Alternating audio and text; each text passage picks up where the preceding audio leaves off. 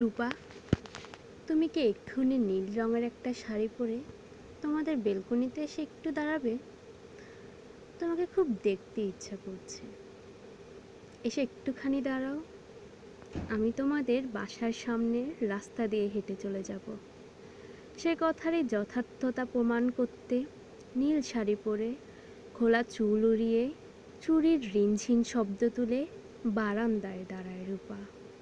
ঠিক তখনই শহরের অলিতে গলিতে কল্পনায় রূপার হাত ধরে ময়ূরাক্ষীর দিকে যাত্রা করে হলুদ পাঞ্জাবির হিমু। রূপার অনিন্দ জগতে তার বিচরণ না থাকলেও তার ফোন কলে রূপা গায়ে জড়ায় নীল শাড়ি। হিমু আসবে না জেনেও হাত রাখে বারান্দার গ্রিলে। হিমুর এলোমেলো জীবনে আবছায়া হয়ে জুড়ে রয়েছে রূপা। দুই প্রান্তের দুই মানুষের মধ্যে অদৃশ্য সুতোর বন্ধন গড়ে দেয় একটা কথাই, রূপা, তোমাকে খুব দেখতে ইচ্ছে করছে।